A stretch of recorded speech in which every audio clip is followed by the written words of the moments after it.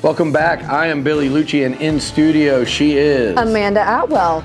And we are today moving goalposts, as we always do, but we've never done it in studio. No. We've been looking forward to this one for a while. I'm glad you made your way back from Austin. Just a little pit stop off on the way back to Dallas. I made a wrong turn, ended up in College Station somehow. It happens. It happens to the best of us. I will say it's a much more scenic driving this way than driving on I-35. I would rather see this in Waco, Texas, but who wouldn't? So yeah, that little drive through Bastrop and up 21. No, it's really not bad. Yeah, no.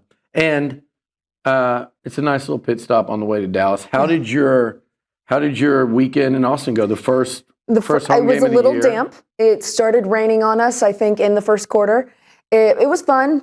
It was a little lackluster in the first quarter. We were a little frustrated there at first, but obviously got a better result than we did last week. And at the end of the day, it just matters that they're back in the win column and seem to be sorting things out a little bit better on offense, but still a lot to work on. Well, we're gonna dive into all that, but I know the same thing here. The first two games, you guys went up to Columbus. Yes. You got UTEP this week. A&M's going up to South Bend, and the schedule. The game of the week. After this weekend, the schedules will be really similar. It'll be 2 cupcakes and a really tough top 10 road trip.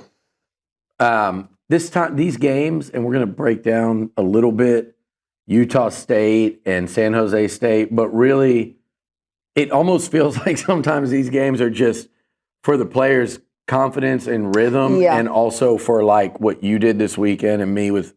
It's just people to come in town, go fill up the stadium and be like, oh, it's that time of year again, have fun with your friends. Yeah, it was a lot of fun. We had a great time, great seats. They were on the 50, so beautiful. I've never sat in the upper deck, and I sat in the upper deck for the first time this week. And it felt nice to actually be able to see everything pretty well. 50-yard line upper deck? Yeah, and then we migrated down to the first row, 50-yard line as well, which are my favorite seats that I saw you paparazzi Arch. We literally, in the seats that my friend has, we stare at Arch Manning's back. And the last year was Quinn, and it's a running back room right there in front of. They're really good seats. I can't complain. See, here are those seats at A&M. You've got all the water, the cooling tents, and so you really, if you're sitting there, you can see exactly who goes into the injury tent because Colin Simmons got injured late in the game, but it wasn't bad. I think it was Marcel Reed level type injury to where he could have gone back in the game, but why go back in the game against San Jose State? So that's the goal against these teams, is to come out not injured, less questions than you went in with, and not injured. Yes, I think both teams hit that. Yep. First, before we go on, I know you probably.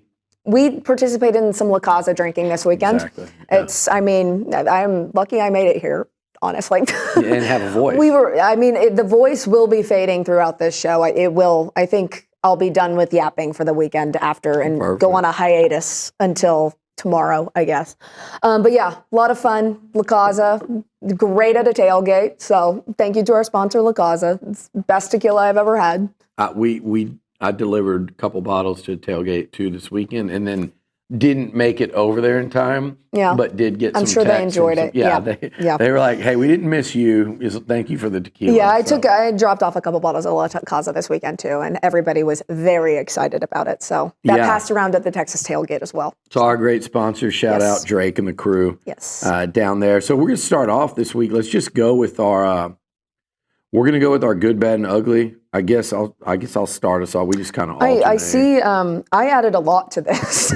Yeah, you did. Well, I just did shorthand because you were driving. But yeah, so let's dive in with the A&M because the majority of this one, we're going to talk a lot of Aggies, Notre Dame.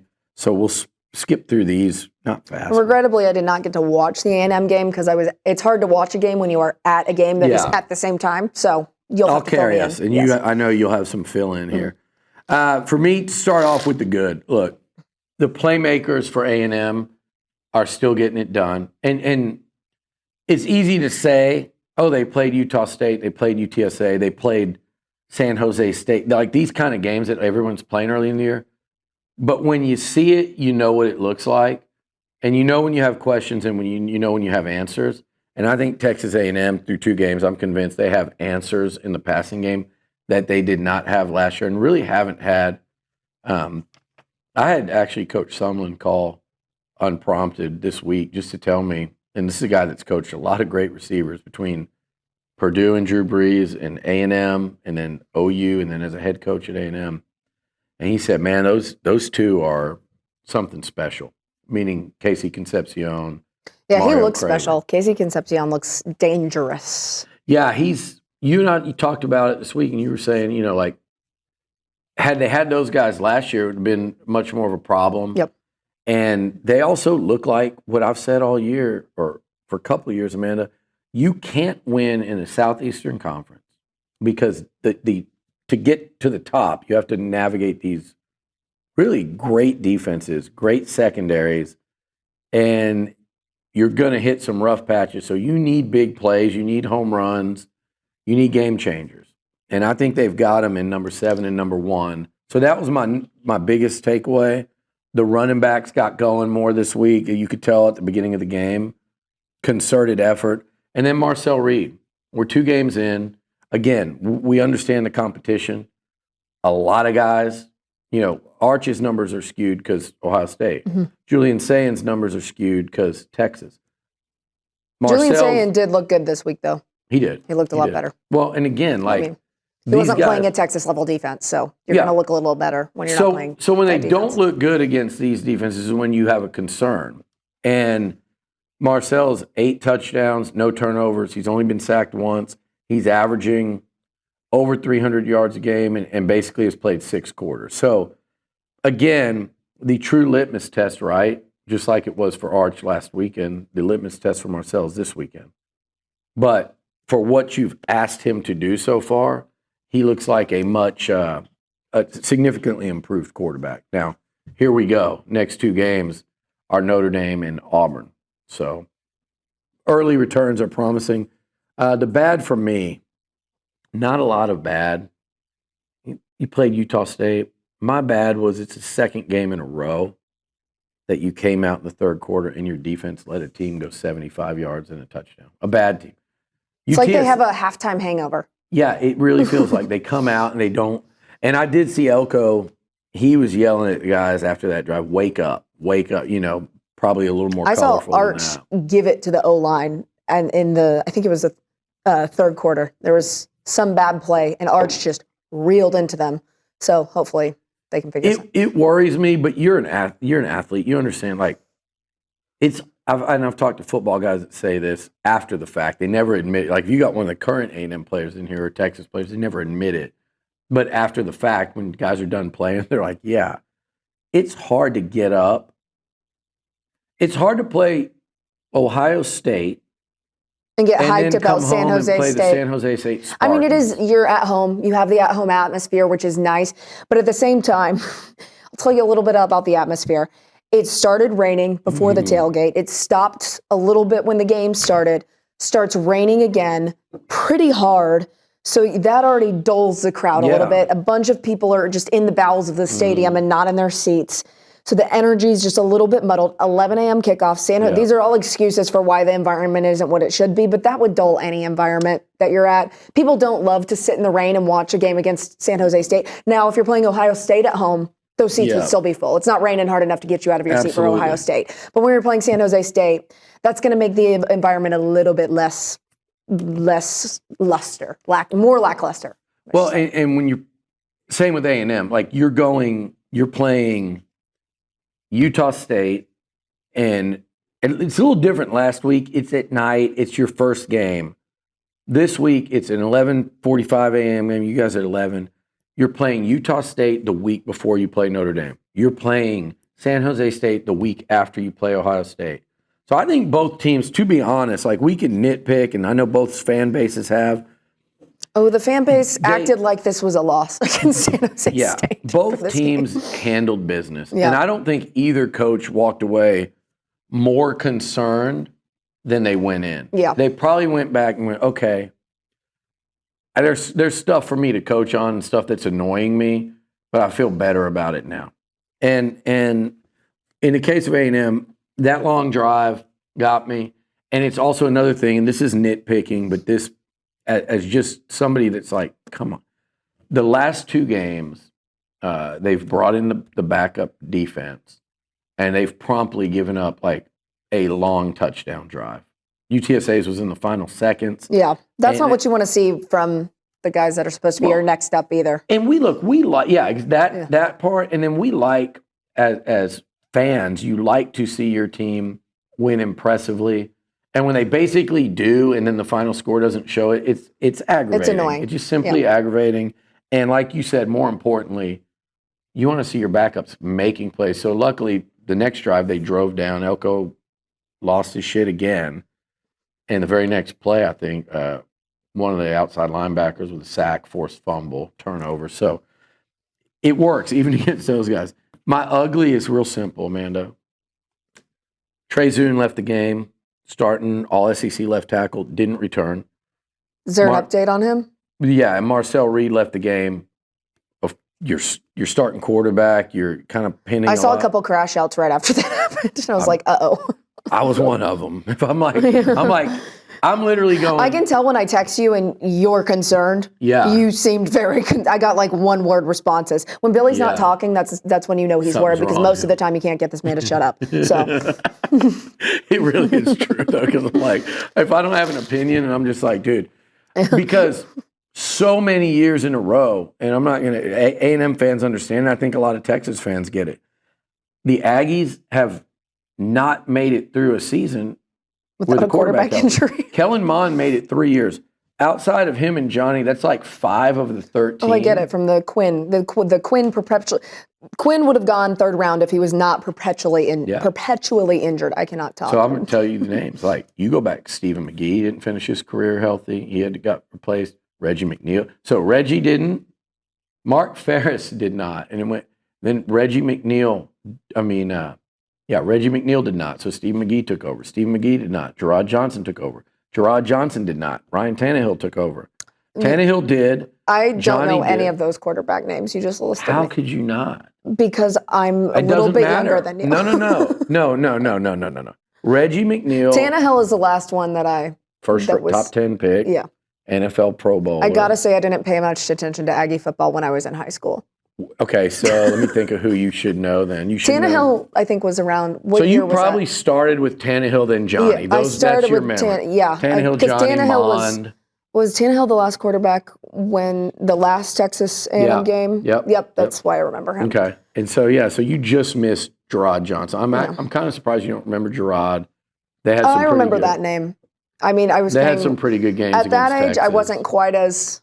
I was in high school, doing the high school things like playing soccer and all that kind of stuff. I would watch Texas football with my dad on the weekends. That's why I said though. Gerard and Colt had at least one really nice. I remember battle. Gerard. Now that you say that, but that's about it. So, but my point of that, none of them finished healthy, except Tannehill. So he was really a 1.5 year starter. Manziel finished healthy. Yeah, so he was a 2, but that's it. Like so. In the second game, when I thought Marcel had gone down, and I'm going on such a silly play, was it his left hand or right hand? It was. Left-handed or right-handed? His non-throwing side, whether it was hand, shoulder, whatever, it was non-throwing. And they said, basically, I was told he could come back in. Elko said after the game, what's the point? Both those guys are playing next week. So I credit Elko too for just. And Texas had a couple of those too. Colin Simmons went into the tent. Wisner didn't even play. Didn't Taft go in? Taft went in at one point. Taft was like kind of gimping. They're all fine. And Wisner should be okay. There's a couple. I mean, we still have our transfer wide receiver that's injured, but he should be back for Florida. But yeah, Mosley. Here's the deal with you guys, and both of us have this. I mentioned the schedule comparison. It's very similar non-conference. Very similar September, right? Unfortunately, we both scheduled teams with a pulse, unlike a lot of schools. Yeah. So there's a lot higher risk of injury. Unlike Ole Miss. But Texas came out of Ohio State healthy, so that is a relatively healthy, all things considered. And that was just my only ugly of it was I hate those stupid games, and you guys got to navigate 2 more of them that you could sleep through and win. I mean, Texas kind of did sleep through the game yesterday. So, but the goal in both of those against Utah State, San Jose, Sam Houston, when A&M plays Samford and who even else is on your schedule? Samford. It's Samford's mid-year. Samford's the only other cake one we have left. But y'all do that mid-year. You don't. Ours are at the top. Yeah. So I don't want to see. That's my one critique of the A&M schedule. I don't want to watch a Samford A&M game in, what is it, November? It's tough. And I've always wanted to change Just that. move that to the beginning. Get it over with. Nobody wants to Like- watch that later in the season. Like, we could argue all day, like, what's the difference between a Samford and a UTEP? But my argument is the timing of it. I don't like, some people say, oh, it's some huge advantage. It's really not, because it's still 12 out of 12. So if a Big Ten team was playing, like Ohio State, Michigan State, or really this year it's Penn State, Michigan, if you look at their future non-conference schedules, it's ridiculous. Like, Penn State doesn't play anyone this year. It doesn't matter if they moved one in November. All that helps if you were, like, if we played Samford and you guys. Georgia doesn't play anybody non-conference. Georgia doesn't play anybody Texas this Tech year. doesn't play anyone non-conference. Tech's a joke. Ole Miss is a joke. Yeah. So we'll get to that in a minute. But my point of that is you guys are in a good place in the schedule where you can navigate injuries. Yeah. A&M was not. I mean, Wisner's not that injured, but they were just like, why even bother this week? So A&M was not, and it's like this battle with Notre Dame, you can't afford to have guys missing. So that was my ugly. Yeah. What about yours for the Longhorns? My list is a little longer than yours, especially the bad and the ugly. But I think a lot of it's just nitpicking at this point because it's a very young team that's working to be cohesive. It's a very talented team. But we can start out with the good. Obviously, Arch bounced back. He looked much more comfortable in the pocket this week for the most part. He looked like he also just looked like he was having a better time. He was playing with that comfortability, better confidence. And Livingston, their connection is, I mean, you saw the tweets, the exciting whites. Yeah, the exciting whites, the wines. It was the two, with the wines.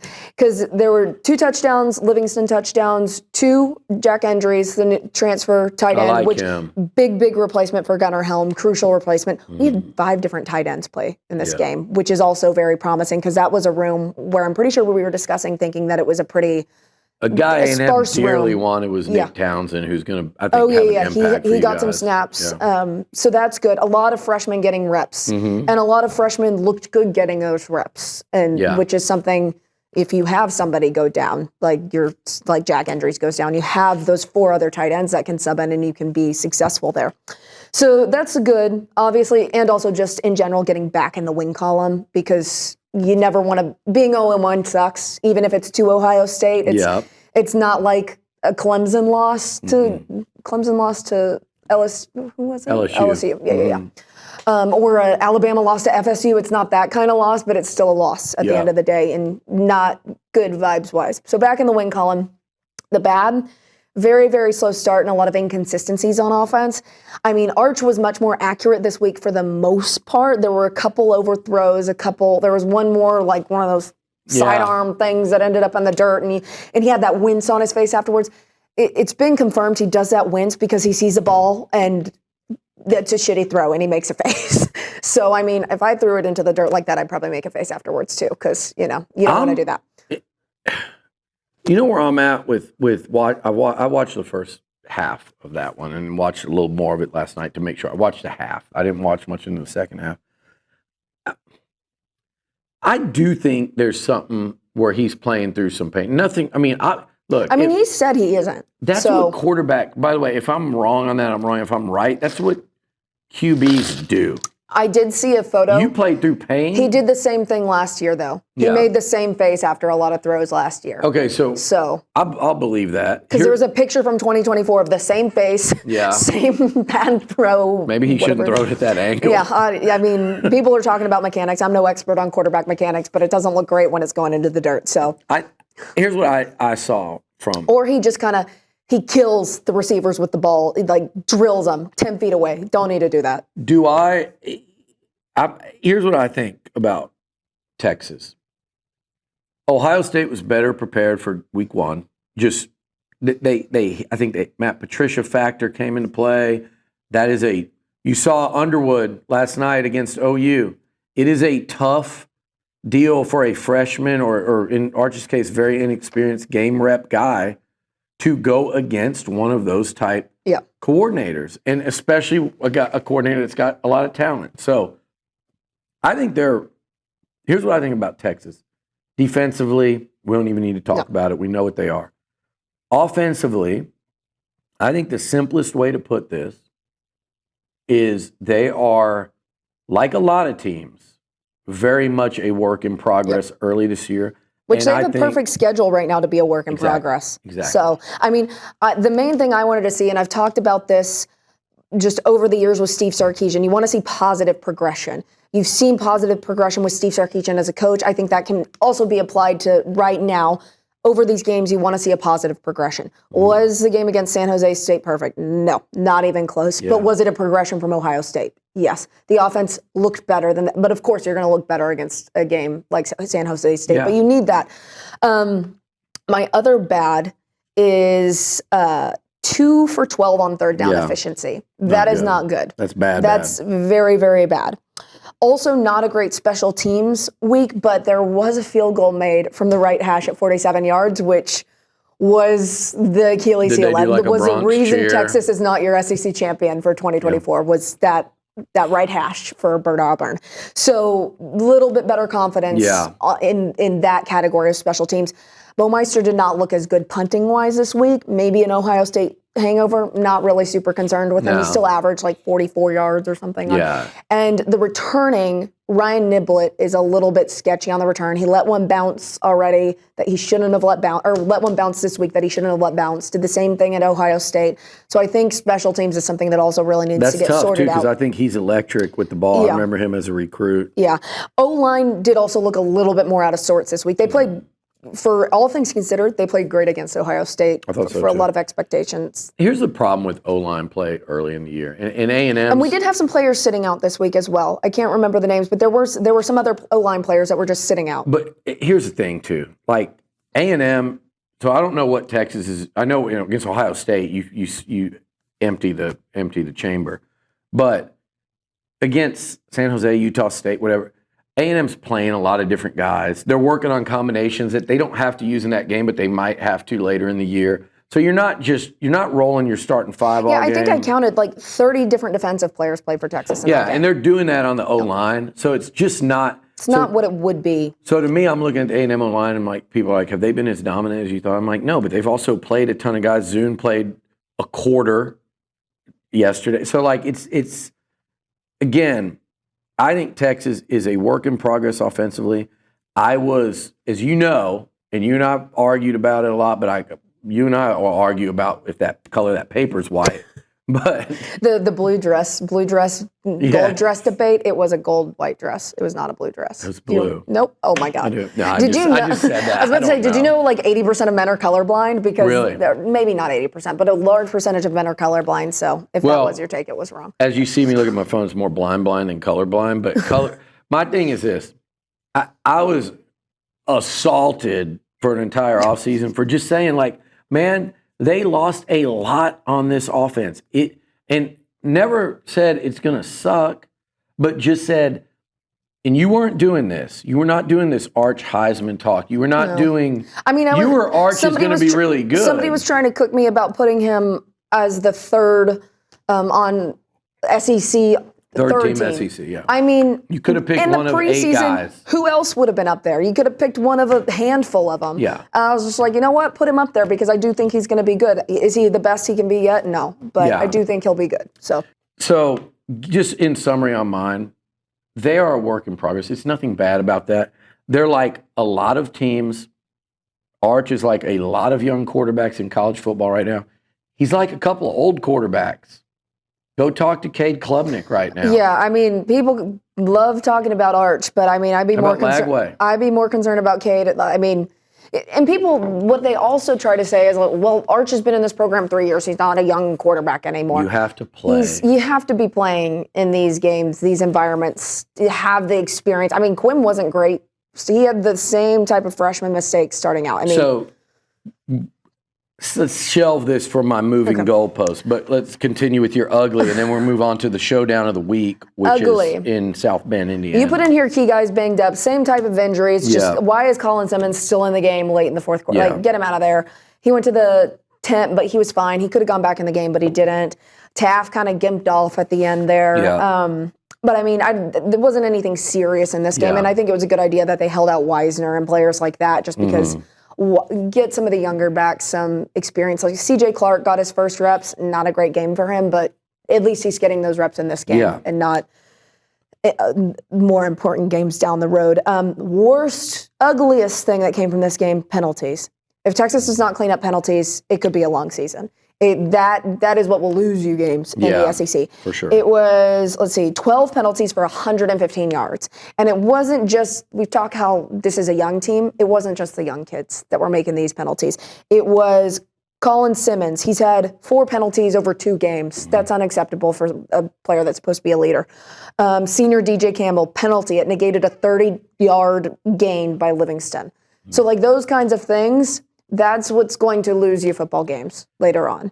But this is a great time to be able to clean up that kind of stuff. So that's the biggest thing I'll want to see next week. You should not be committing 12 penalties against a team like UTEP. I don't know what A&M's penalty number was, but they had on Utah State's 2 long scoring drives, they had a 15-yard personal foul each time. They had a late hit, roughing the passer. We had late hit, roughing the passer, all that. Yep. Texas is in this mix too now. And I think this. I truly think Georgia and Texas, I am not going to read too much, and we're going to talk about this in a second, into 2 freaking games in anybody's year. Whether they played Ohio State, 2 cupcakes, 2 Ohio States, whatever. But I do think I'm going to end up being right in that all of those heavy NFL losses, it affects you. It brings you back towards the pack. It doesn't mean you can't win the SEC. It does not mean you can't win a national title. I will say Georgia does look a lot more beatable after this week, which and I might actually make the trip to Athens. I think you should, just for number one. I don't know if my bank account wants to make the trip to Athens. Is the main concern. You need to talk to Burton and get on Texas. I think we can get some tickets through that. But realistically, I think those 2 teams are closer to the pack, and then A&M and whether it's South Carolina or Tennessee or whoever else, Oklahoma, like you can't do things like you just talked about and what A&M did yesterday with these penalties, because the margin for error, I think this is going to be the most wide open the SEC has been. You got to play clean football, and that to me, especially games like OU. I think OU is my biggest concern when it comes to games like that, because OU is such a emotion-shifting game. It's one of those where even if one team is supremely talented, the other team could win that game. You can look at 2015, my senior year of college, for that example. Best game ever, because that's when they carried we never trailed, and I was like, we suck, and we're winning this game, and we won the game. So that was a Charlie Strong on the shoulders. That one, that's a famous bottom another shot. Year that he should not have had, but God looked so happy that day too. Poor guy. Let's go on to the Notre Dame A&M, because we're gonna do some good SEC stuff to close it out. So I'm excited for this game. You are. You've been telling me. I'm excited to watch it. It's the litmus test. And I think everybody will be surprised about my pick for this game. Well, not anymore. Yeah. Am I jinxing you guys? We'll see. No, I think if I pick it, Aggies are going to hate me. Like, you jinxed us. I think we got a lot more. There's a lot. If you picking A&M might actually be what pushes them up. Somebody said we don't want Drake rooting for A&M because he's. I said why?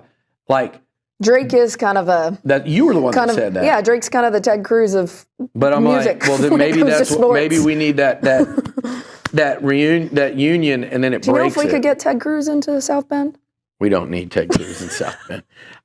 Look, they've got touchdown Jesus. I don't think he's going to counteract that. So here's the deal. I just sprayed water all over the place. This is the game that so often, Amanda, and Aggies know this, it has been what has tripped A&M up. They've had some nice wins over name programs and ranked teams in bowl games.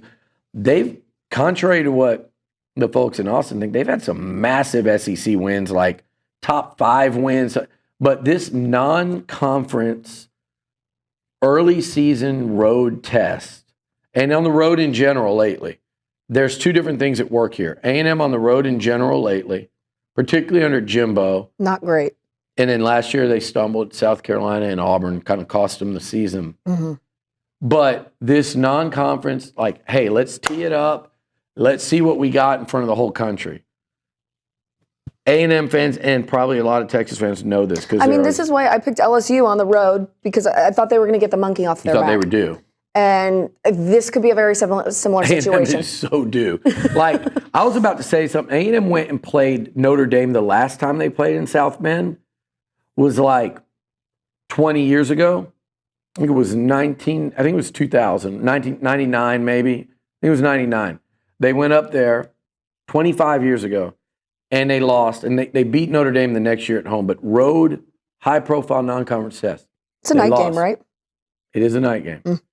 Now, let me tell you what's happened since. I'm not naming all of them, but just road trip to Notre Dame in 99. A couple years ago to Miami, loss. Went to Clemson under Coach Fran, loss. Went to Virginia Tech under Coach Fran, lost. A lot of close games. We're talking wins, loss. Nothing else matters. A&M went to Miami under Fran, loss. All these road tests at UCLA, you know what happened in that one. What was the score? 44-17, loss. 45-44. So whenever the Aggies have gone away and tested themselves in the non-conference in the early season, it's been more than a quarter century. It's crazy to say that out loud. They have not won a meaningful, true road non-conference game. Do you realize in a long quarter time. century? That means I was 5. And I just stopped it there. It might be longer than that. I mean, 1995, they had their biggest game under RC. I was 2. They went to Colorado and lost that one. So, yeah. So can't say I remember that one. You don't. Your dad probably does. Yeah, my dad probably does. Because he was probably a real happy camper that day, because that was number 3 A&M. He picked a good time to have kids, because Texas was kind of down, A&M was kind of up in the 90s. And then shelter jaw until, Then it evened out when we got to the 2000s. That's when I grew up. I grew up thinking Texas couldn't lose football games, and then I went to college, and I learned they very much could lose football games. So the Aggies are going to South Bend. Last year they played Notre Dame. It was 13-13. Notre Dame, they had a third down to get off the field. A&M could have got the ball back to win it. They don't get it. They drive down the field. They score with 2 minutes left. They get another one, 23-13. And Notre Dame goes on to play for the national title. Really missed opportunity for A&M to win that game. It was an ugly played one on both sides. Here's your next opportunity, right? They're still in the top 10, but it's a lot of the same test. You got to play a great defense. Jeremiah Love is one of the best running backs in the country. And you know what they did against Miami, Amanda? They didn't give it to Love enough. You know what they did? They tried to pass too much and they got sacked. You know what they're not going to do this weekend? They're going to run the shit out of Jeremiah Love. They've seen the run defense, and they're going to look to expose that. They're going to say, we think we can run on you, and we're going to do it until you stop it. You know what's coming. They're not going to drop back with an inexperienced C.J. Carr and get him sacked again. They're going to run until the Aggies stop it. So this is going to be, forget about what's happened in these 2 games. That crap doesn't matter. What you guys do in these 3 games between Ohio State and conference play does not matter. It's just working out some demons. It's just trying to get better. So I think the Aggies have been holding back a lot offensively. You've almost talked me into switching my pick to Notre Dame at this point, now that you talk about the run defense again. Because I saw that against UTSA, and that was yikes. Yeah, Not it great. was. But here's my thing on this game. You're going in there, and C.J. Carr can play better than Marcel Reed on a given Saturday, especially on his home field. But body of work-wise and where these 2 guys are at in their development, A&M's got a check mark at the QB position. Now, the difference is you're not playing the same defense. We know that. So, Arch Manning looks one way against San Jose in a different way. It ain't like last week with Ohio State defense and Texas defense. You're not playing the same defense. I think Marcel's got a tough test, and he's playing on the road, but you have a check mark in the QB spot. A little more They did not there. have that last year with Riley Leonard, who ended up leading them to a national title game, was a great player at Duke. This year they do. And you want to test, we talk about the Notre Dame running game, Texas A&M, line up and go after these playmakers, right? Concepcion, Craver, Ashton Bethel-Roman, Marcel, the running backs. Let's see how they do against a high-level college football defense.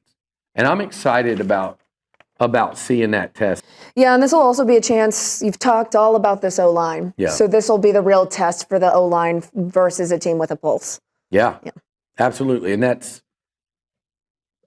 think you'll learn a lot about A&M from this game, which I mean, that's what you play. That's why you play these games, because I would rather have a loss to Ohio State. I feel like Texas knows more where they stand, knows how they compete against a team like that, than be a team like Arkansas, who has played Alabama A&M, Arkansas State. We don't know what kind of football team Arkansas is. Pause that, because that's a real rant of mine this week. But here's the thing. You're spot on. I want to keep playing these type non-conference games. I know Texas fans want that. Aggie fans want it.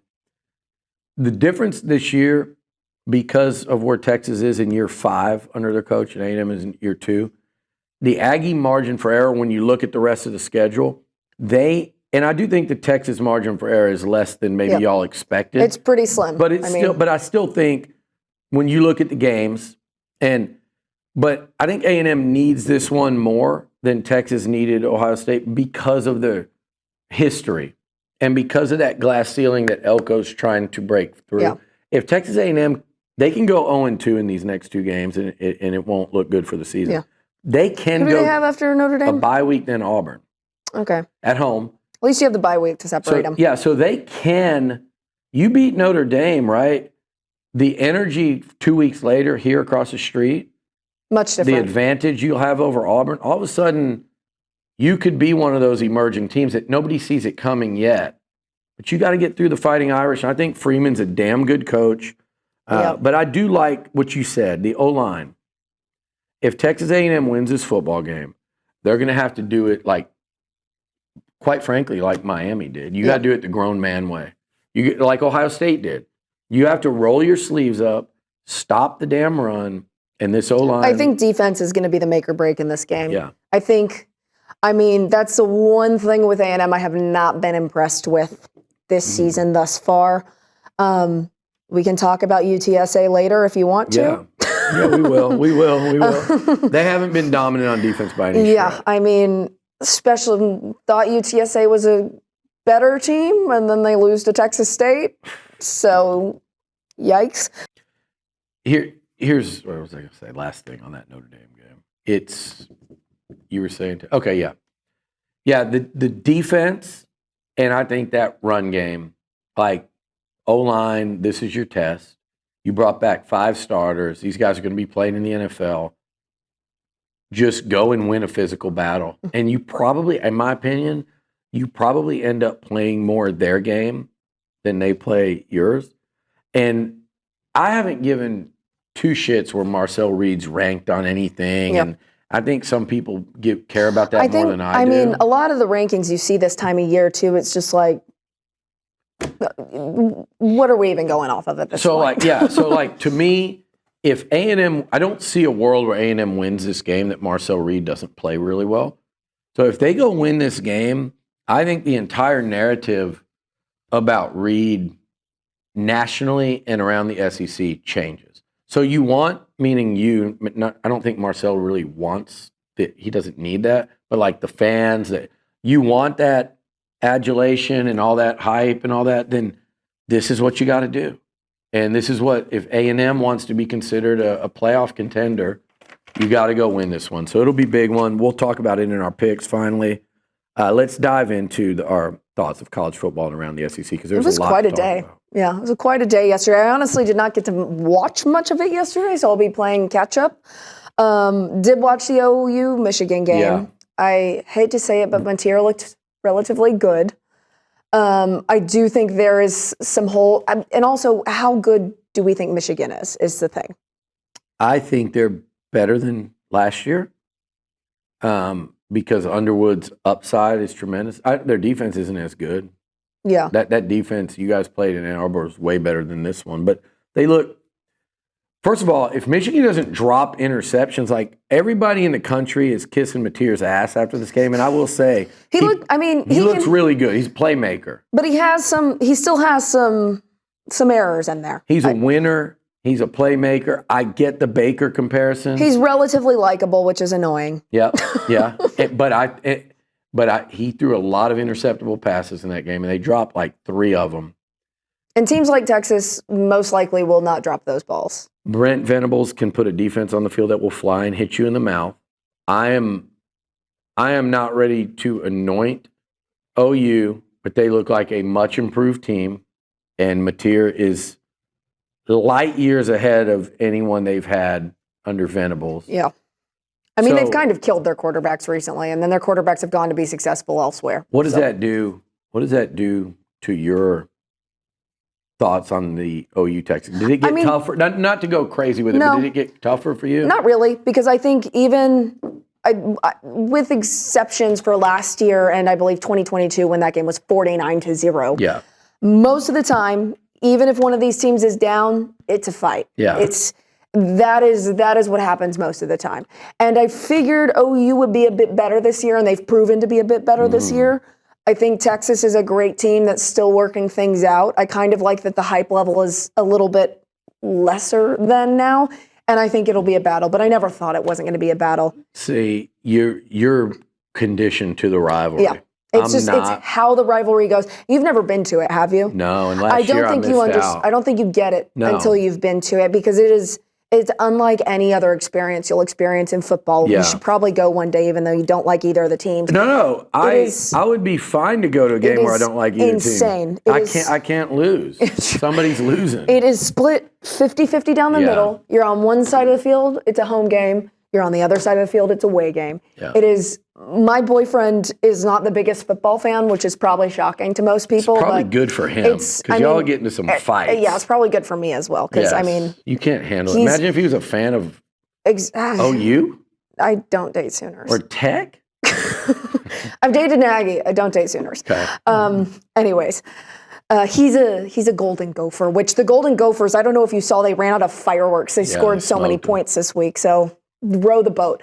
But anyways, he came to the Texas OU game with me, and he was just like, every football game should be like this. This is awesome. Yeah. He loves that way more than a cupcake game. So but we're going to go through these thoughts, and every once in a while I'm going to drop in with, did that game get tougher or easier in your mind? So you think nothing's changed with OU. For me, for y'all, I think it got tougher. Because that was that to me, what I saw is the high end of what I thought OU. 2023 was a game where Texas should have beat OU, didn't beat OU. Yeah, the rivalry. So it's the rivalry aspect. And I'm beginning to think the same way with the A&M rivalry as well. Yeah. It's a rivalry. It's going to be anybody's game. Yeah.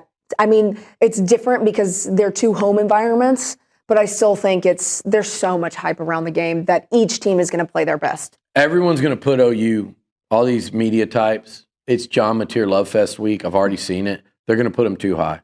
Yeah. Winner, dog of a competitor, damn good player. I would trade him for a lot of quarterbacks. I don't think he has an O-line around him to help him out. Should have thrown a lot of picks, too. Yeah. And somebody. We're playing a better defense. He's cooked on those. Yeah, he'll turn the ball over, but he's going to make plays. All in all, it was a plus. I think Michigan, Sharon Moore, he's not Jim Harbaugh. That's going to be a gradual fade for them. That tenure is not going to be a generally successful my picks were one. cooked this week, so. You sucked. I sucked so bad. You got me in week 1 by a pick. This week, I think it was. It's because I picked all the teams that were supposed to win, except for OU. Did you go 2-8? Something like that. I think I was 6. I got Mizzou. I picked Mizzou. Yeah, you did. Mizzou, Kansas. Nothing burger to me. No. I picked Kansas to cover. They almost did. I picked them to win in ours. They didn't. They were up 21-6. You picked Missouri. Exciting football game. That's a freaking rivalry now. Yeah. Those people hate each other. Oh, yeah. But I think that was just one that the SEC needed to win. Yeah. One that they probably weren't expecting to win. Mississippi State over Arizona State. That was to me, the most exciting game. Honestly, I'm very happy for Mississippi State after that one. Are you happy for Brennan Thompson? Your fans? Yes, and he played Y'all's fans either love or hate him. Well, he played in the Panhandle when I was in the Panhandle. Like, I think he's from Spearman. Yep. And so I've talked to him before. I've interviewed him before. His mother is great, nice family. Very happy he's found a place He's found a place. Yeah, that he can be successful He at. won a game for them last night. If you've ever been to Spearman, Texas, if you're making it in the SEC and you're from Spearman, Texas, you're doing pretty good. Damn cool. Yeah. So well, he had one sensational catch, one of the better ones you'll see on a deep ball, and then won the game for them late with literally seconds left. An epic meltdown by the Arizona State defense. Your boy Sam Levitt, who was driving y'all crazy. You know, he had Scatterboo, but Sam Levitt, he came to life in the second half of that game against y'all. But this dude looked, to me, he was outclassed I last didn't get night. to watch this game, and I wish I did. I'll put it this way. Levitt was outclassed by Blake Shapen, the former Baylor quarterback, who looked pretty good for parts of that game. Mississippi State, Amanda, Did that game get harder? Yeah, I think it got harder for both of us. Also, it's a road game. Those cowbells. Okay, so I think it got harder for both of us. I have a bone to pick. I don't like the cowbell. I think it's bullshit. And you guys are going to see this when you go there. You have to go play. They're supposed to stop clanging them when the quarterback gets under center. They don't. There's zero enforcement. It's impossible to enforce. You literally have 60,000 people going. It's one of the smaller SEC venues. I don't know how many it seats, but they're in there with actual noisemakers, artificial noisemakers. Is that not allowed normally? They made an exception, the SEC did, for them.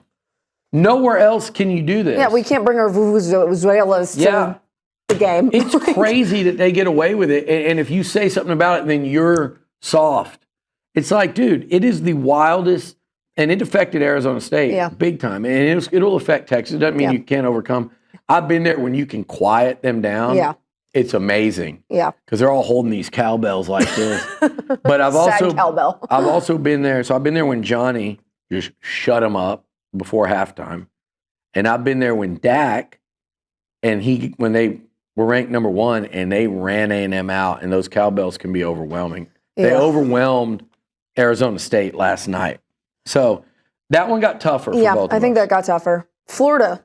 I think that one got a little easier, a little less offensive. I also did not get to see this game. I saw the spit in the face, which was going on? It's the second time this week somebody spit on somebody. Yeah, and this one was direct to the face too. I mean, that's a great way to get ejected. That lost them the game. Literally lost them the game. Yeah, I think Napier might be cooked. But I mean, it's going to take, when you look at their schedule, it is going to take so much for Napier to post a good enough record to not be rung up. Yeah. I mean, we're sitting here as an Aggie and a Longhorn. That's 2 of like 8. They got to play Florida State. Yeah, I haven't looked at the rest of their schedule. They have to play at LSU this weekend. They have to play Tennessee. I mean, they have to play Georgia. When they're out there spitting on other players, I have no sympathy for their schedule. Look, I don't know the whole schedule, but I'll tell you this. Florida State, A&M, Texas, Tennessee, Georgia, LSU. Yeah, that's probably one of the hardest schedules in the SEC. Hey, Amanda, go 3-3 in those 6, which they're not, and you're 8-4. Yeah. It is a wild ask. I think Napier probably, for all intents and purposes, lost his job. Yeah. On Saturday. What a story for South Florida. I watched that game. There got to be some real questions right now about Derek Lagway, or DJ Lagway. Yeah. And then the question becomes, if they do make a change, or at what point in the season does Lagway go, in his head anyway, like, I'll be playing somewhere else next year? Yeah, that's true. It's a scary deal if you're a Florida fan right now. Yeah, I mean. But with these schedules we both play, I'm not apologizing for anything. I want to see some of these teams look less than. Yeah, I'd like to. I mean, because the Swamp was looking a little difficult. Florida's rolled. You know how many coaches Florida's been through since A&M joined the SEC? No. They had Muschamp when they got here. Your boy, Coach Boom. They went to I don't know the order. They went Muschamp, to McElwain. Don't who got remember that one. McElwain lasted 3 years. They went Dan Mullen. Your favorite. Yeah, Dan Mullen, better than Steve Sarkisian, in case you didn't. What's so funny? In case you didn't know, according to this guy. Did you use that one yet? I think it's still saved in the files. Maybe we should whip that one out. You can bring that one out retweet or delete this week. Because I've got a funny thing to say about it. I actually was at dinner here this off season, and it was our new basketball coach Bucky, and we're at a steakhouse, and I turn around, and sitting from me to you, none other in College Station, Texas, than Dan Mullen.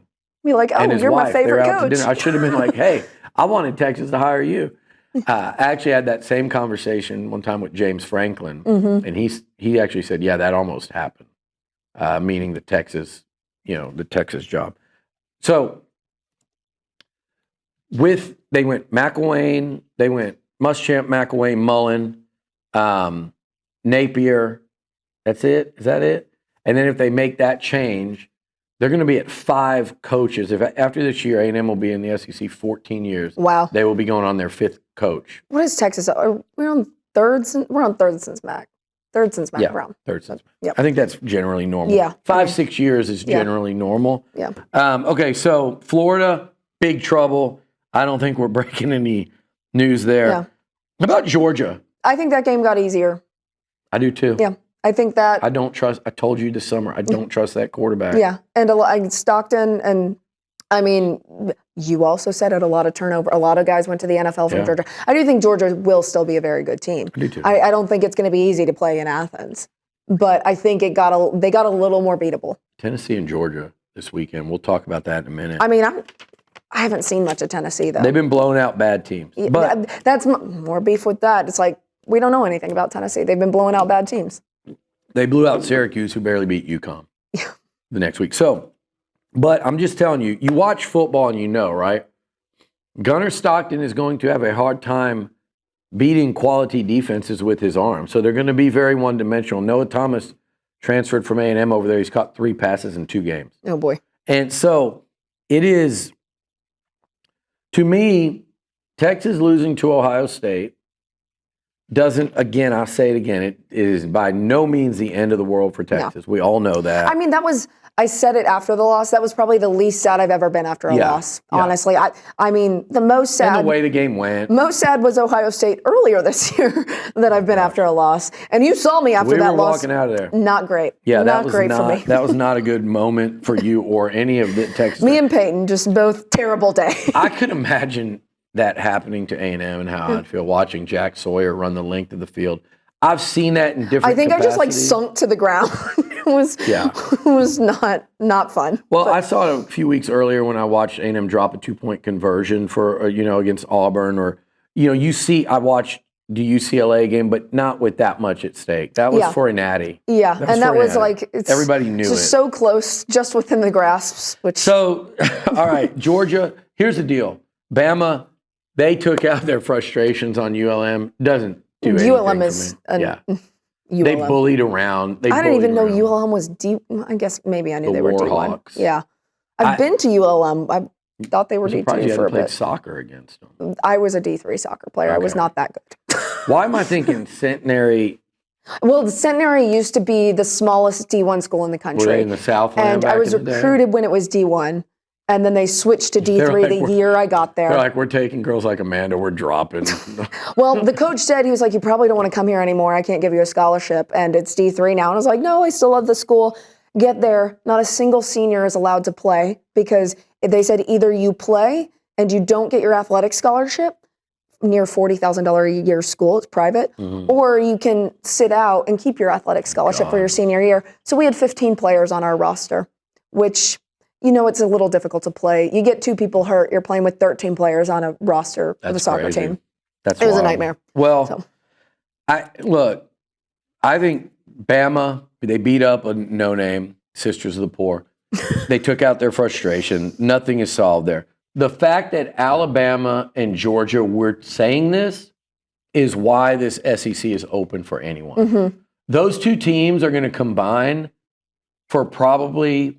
They've lost 1 so far. I could see them combining for 5. I mean, last year they combined for 6. I could see them combining for 6 regular season losses this year. Yeah.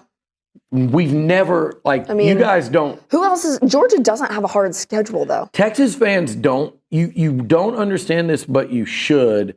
It would be like if Texas and OU at the same time were drop from being what they were under Mack and Stoops in their prime to all of a sudden you look up and they're both, let's say, 9-3. Yeah. Well, that's when the Kansas State or the Oak State or Baylor win the Big 12.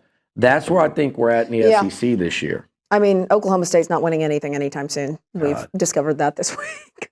COVID. There needs to be a study on Mike Gundy pre-pandemic versus post. Well, he didn't adopt the NIL era when everybody else did. And he adopted it prior to the NIL, though. And then decided to not. And he criticizes other teams for paying for their teams. Well, have fun losing. If there's a coach not to piss off, it might be Dan Lanning. My lovely new sister-in-law is an Oklahoma State grad, and she is about as passionate about football as I am. Oh, really? And I got a novel from her about how much she hates Gundy yesterday. Yeah, he's done. He's done. Here's the thing. He's done. Napier's done. Gundy needed to be done. Yeah, Virginia Tech's probably turning over. There's already going to be some really interesting jobs come open. Here's my thing about I saw A.J. McCarron bitching about it.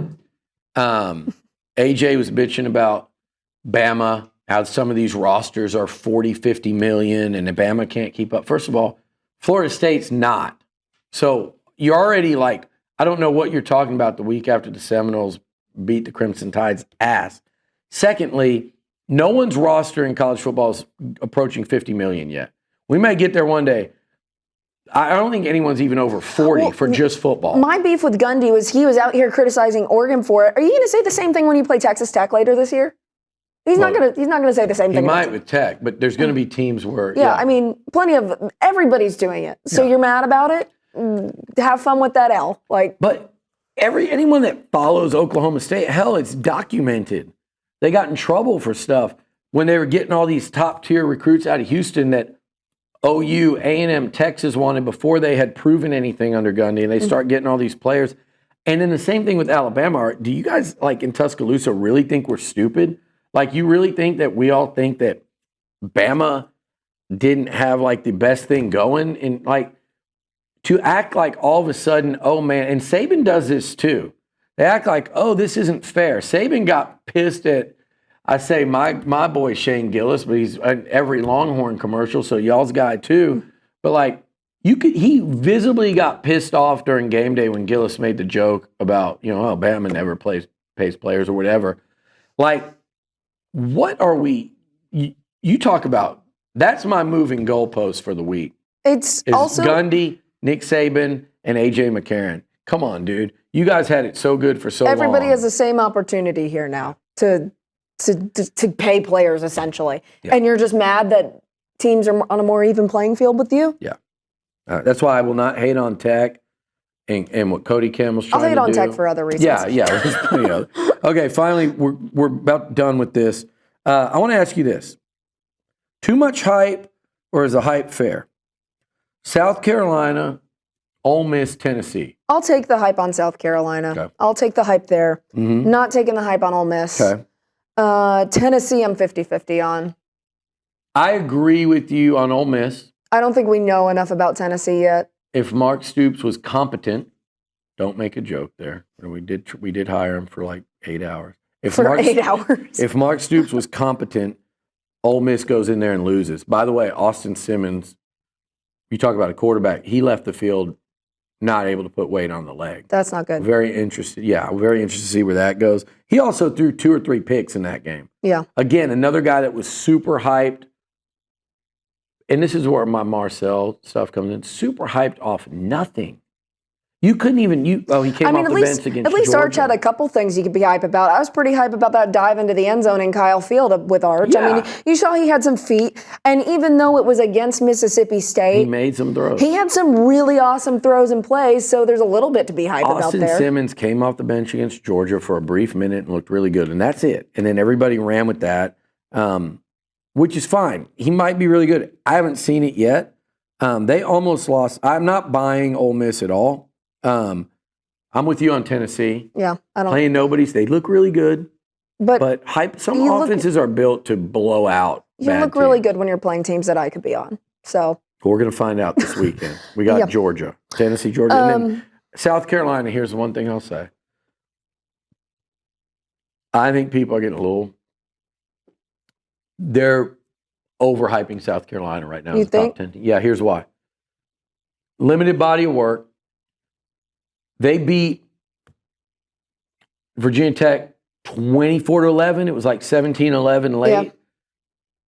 Vandy handled Va-Tech yesterday. Okay. And I think. And then my other thing is I didn't look at where they were ranked this week. I didn't realize they put them top 10. I put South Carolina more 15-ish in that 15 to 20-ish range. Me too. And so I guess I'm with you there. What would our fans or your fans think if Marcel Reed or Arch Manning, with a minute left in the half, was 2 of 8 for 20 yards passing? Oh, it'd be meltdown central. We would have wanted to. I think Manning would have not been allowed on the plane back to Austin. South Carolina State. So to me, I got some questions. If they're, again, like you said, if they're out 15 to 20, I wouldn't even. But they're a top 10 team right now. So does A&M fall into this category as well? That's a really good question. I think no, because they're 17. I don't think so either. I think A&M is appropriately hyped right now. Yeah. Because honestly, I don't think they've been that hyped. Yeah. I don't think people are hyping up A&M, which personally I prefer. I prefer when you like where Texas is right now. I like where Texas is right now. I think that's fine. I think later on we'll see that Texas should be in that top 5. Mm-hmm. But based on what we've seen, perfectly fine with it. I agree. Don't care at this point in the season either. We've got a couple cupcakes in the next weeks. Probably won't change much unless there's a couple crash outs above us. But if someone moved A&M up or down based on these two games, they'd be completely. I put A&M anywhere between 12 to 17 at this point. Yeah. I think in that range is fair. I agree. And I mean, we'll learn a lot more after Notre Dame. Yeah, the Aggies are going to look. They're going to have to earn it. If they win these two, they're going to be knocking on the door of the top 10. If they lose them, they'll be out of the top 25. Yeah. And either one would be deserved. Okay, finally. Not enough hype. Yeah. Arkansas or Vandy? Should either one of them be getting more love? I think Vandy should get more love. Amen. I do not think Arkansas should be getting more love. Amen, amen. Who did Arkansas play? Alabama A&M. Alabama A&M. And Arkansas State. I could probably be a kicker on one of those teams, and I have 2 knees without cartilage in them. So I'm 80 years old. We have these people that cover the SEC want slinging Sammy Pittman to be good so badly. They just try to force it down our throats. They want Taylon Green to be what he was at Boise so badly. They want, if that's not Boise, I'll say this. They want Taylon Green to, he was, never mind. They want Taylon Green so badly to win big games because of the flash and the dual threat. They want Bobby Petrino to be relevant in the SEC. Your other favorite coach that's better than Steve Sarkisian, according to a tweet from 2022? I thought he's a better play. I hope he's not. I don't anymore. But look, what I meant back then, by the way, was his resume, his body of work. But then you would argue that too, and I would probably lose that in hindsight. I mean, I'm so glad you tweeted these things. They were so much fun to pull up. I'm glad you're running out of ammo. I have plenty of ammo. I'm just not a yapper until the cookie crumbles. So when season starts, I shut up until that final whistle in Kyle Field last year. We saw that. That's when I stopped. That's when I stopped holding off, and then honestly, did you drink during that game? Were you celebrating with like some? Where did I watch the A&M Because whatever game? you did, I remember I was at Chimmy's, and you texted me and were like, "Don't check Twitter." Oh, I was drinking. I don't even remember where I watched that game. R.I.P. your mentions, and I just went like this. It was after a miserable, and I just went.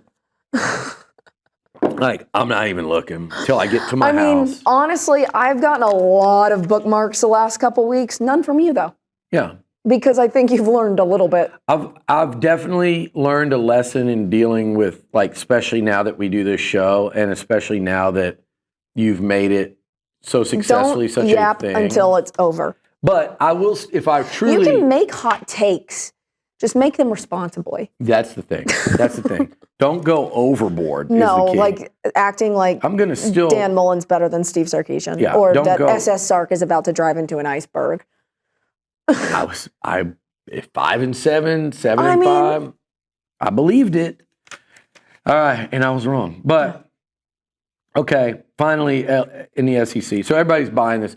I don't care how many numbers you have against terrible teams. Just like I'm not calling for Marcel for, like I said, That'll 8 just touchdowns. inflate your stats. Just let it happen when they play. And by the way, both A&M and Arkansas play Notre Dame. Let it happen when you play good teams. Arkansas plays Ole Miss this weekend. If they beat them, I'll start going, okay, this might be a better Arkansas. I don't think it happens. All right, well, we're about to find out. And then finally, so many closer than expected games. Clemson. Amanda, they're down 16-0 at home to Troy. At halftime. Troy. 16-0. And not 10-7. And what did they even win by? It was 27-16, including a pick six. Klubnik sucked again. I am so tired of the only narrative being Manning sucks. Klubnik was supposed to be like Heisman favorite, like one of the best quarterbacks in the country this year. He's a senior, right? Yeah. He is a senior who is, and people say, well, Arch has been in the system for 3 years. Well, Klubnik has been that guy for how many years? 4 years. And he has sucked ass the past 2 weeks. It's crazy. You need a different quarterback to talk about at this point. Is Garrett Riley, what happened to him when he led Max Duggan and TCU to a national title game? Every Aggie in the world wanted to see Jimbo hire him, and I would have raised my hand and been great with that hire too. Ironically, a lot of Aggies were like, who? When they found out that they were really going after Ryan Grubb at Washington. I would say who too. But so. yeah, at the time I did too, and then I started paying attention to Washington, and then they make a run to the title game the next year. But I'm just looking and I'm going, what does Clemson playing the way they did, and then LSU being up only 10-0 on La Tech at halftime with Nussmeier throwing another pick? What does that? I think people have put LSU the cart. Having a hangover?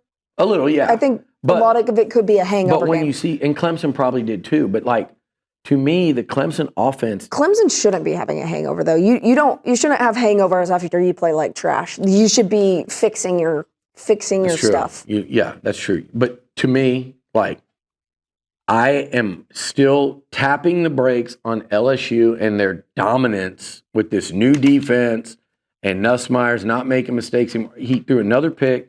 They were struggling 10-0 at halftime, very uninspiring. And Clemson, it's very clear that their offense right now at this point in the season sucks. I mean, people are acting like Texas lost against San Jose State when I think there were 4 touchdowns within 5 minutes of game time yesterday, and LSU's only up 10-0 at the half. I don't want to hear it anymore. Let's roll through our. We kind of have hit everything. Overrated, underrated. Overrated, underrated, real quick, because most of the teams you're going to say, and I'm going to say we've already picked. Let's look at the coaches poll and just go off of that, because there's 2 polls, but let's go off coaches. Well, I have my 3 picked out. Go ahead. Overrated Clemson, Texas Tech has played air in college football uniforms. Ole Miss. Underrated, I didn't even put any on underrated. I have not. You can read some off and I'll tell you who I think is underrated. My overrated, actually, I'm fine with LSU at 4. I'd probably have Oregon ahead of them, just eyeballing. Illinois impressed me this week. I don't have a complaint there. I would have thought I'd complain. I think South Carolina's a little overrated. I think Clemson is very overrated. I think Ole Miss is very overrated. I think Clemson's I have Clemson, all caps, underlined, overrated. You can't be down to a team like Troy and have me think you should be ranked number 12. Yeah. That's insane. And I think Texas Tech's overrated because, again, they haven't played anyone, and they won't. So I'm going to withhold which of these Big 12 teams. So that's my overrated. My underrated list. By the way, I might have Georgia overrated at 3. I think Georgia's a little over. You could move Georgia at least behind LSU, Oregon, and Miami, and maybe behind Texas. Yeah. I don't like what I've seen from them yet. I could have Texas from 5 to 7 right now. Yeah, I would have them ahead of Notre Dame still. They lost to Ohio State. Notre Dame lost to Miami. Ohio State's better. I would, if I'm going underrated and I'm looking at this list. I think A&M was underrated. I'll put that out there. Okay. Not too underrated, but a little underrated. I feel like they should be closer to the 10 to 15 range right now.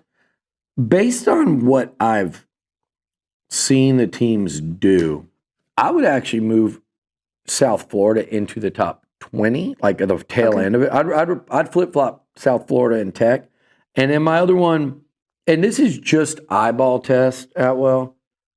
I think I'd have Oregon at 3. And again, they haven't played anybody. I mean, they murdered. They humiliated. They beat the mullet off of him. But anyway, and then moving on to how do you go back to practice after a loss like that? How do you go back to work? So let's do our picks and wrap it up. Let's see if I can do better than last week. Yikes. That was bad. That was really bad. But I mean, I was picking teams that were supposed to win, and they didn't. Yeah, so. and we're keeping score 2 ways. It's week to week, and it's overall. So now I've got a nice overall. We're 1-1 week to week. Let's see what you got this week. Okay. Let's go. We'll start in Baton Rouge. LSU easy. Gators going there. After how Florida played last week. Does Florida have any pride left? And it's in Death Valley. I'm going with LSU. Yeah. I agree with you on that one. Yeah. I just can't. If LSU loses that one, they are going to turn on Brian Kelly so badly. LSU should actually that would be stomp an insane win. Yeah, it would. Okay, USF at Miami. Miami, because it's. I would give an upset more of an opportunity if it was not at Miami, but I think I have to go with kind Miami. of agree, but you know what I'm going to do this week? I'm going to pick an upset, and this is going to be my significant upset. I wouldn't mind if that was an upset because I think that would mean Texas surpasses Miami in the poll. That's true. So there's plenty of time for that, though. But Golish is a damn good coach. I like their quarterback. I love their defense. I think Miami's flying high after this whole Notre Dame thing. They had an off week, basically, this week against such a bad team. I'm going another upset, and USF's going to be the early season story in college football. Okay. Georgia and Tennessee. Where is this? I believe. Where is that? I think it's at Tennessee. Yeah, okay. That one's in Neyland Stadium. Okay, I had in front Georgia. Of 100-something thousand. I might do Tennessee. Rocky Top. Rocky Top. One of my favorite, actually. And my Georgia favorite did look venue. more beatable last, but you still don't know much about Tennessee. I'm gonna go Georgia. I'm gonna err on the side of the Bulldog defense. Okay. I'm going Bulldogs. So we're different on a couple here. Okay, Notre Dame. I'm not feeling very confident in these picks. Well, I don't think neither one of us should. Notre Dame, A&M at Notre Dame. Now, here's what we're going to pick this on. The Aggies are a 7-point underdog as we sit here today. So do the Aggies cover 7? It's a touchdown difference. I think so. I do too. Now, here comes the second question. We'll both pick. I think you might have talked me out of picking A&M, though. Yeah, okay. Do you, if in a straight up. It's only because of the defense, though. Exclusively because of the defense. A&M's run defense sketches me out. Okay. I think this is a bad matchup for A&M in that category. I agree with you. Out of pride, you can't pick against your own team. I can. I do it a couple times, maybe a year. Yeah. And in theory, when I pick them to go 9-3, I actually picked against them 3 times. But week to week, it changes, right? Yeah. You get emotional. Yeah. I'm going to pick A&M in the upset, and I'm going to lean on the Marcel Reed versus C.J. Carr thing. I'm going Aggies to win this thing. I think this is where their offensive line shows what they're made of. Last year, it was the Notre Dame O-line. This year, I think it's the Aggie one. So I'll go A&M. Man, okay. I'm really up in the air on that still. Vandy at South Carolina. I'm going to have to go South Carolina there. What did I say about those two teams earlier? One was you think South Carolina's overrated? You think Vandy's underrated? I mean, I like Diego Pavia. I think he's like a little Rottweiler. I'm going with the Rottweiler and Pavia in an upset. on the road. You're picking a lot of upsets. I am. Which, I mean, you did that last week and it worked out for you. So it almost even worked even better. Clemson at Georgia Tech. I'm doing the upset. Klubnik and Haynes King. I'm doing Georgia Tech. There's another world That's where my upset. There's another world where those two guys would have been Aggies. Yeah. One of them was. One of them was. It's one of those. How many are there? 6? Yeah. Currently spread out over college football. Honestly, I want to go Georgia Tech so badly in this one. I think I'm going Georgia Tech. I think Clemson has looked hungover the last. I know. I think 2 weeks. I think they snap out of it and win a close one. A classic, great game. Because if Clemson loses this game, they're out of the picture, I think, for everything. They're not going to run the table. They could even go. Did I not tell you so about Clemson? Yeah, I thought. I mean, because I had them during the summer. I was moving them way up. Klubnik crawled back in the end of that Texas game, but Texas controlled that game. Yeah. There was even when Clemson was crawling back, there was no world where I thought Texas was going to lose that game late. The A&M game was more sketchy to me than the Clemson game. Yeah.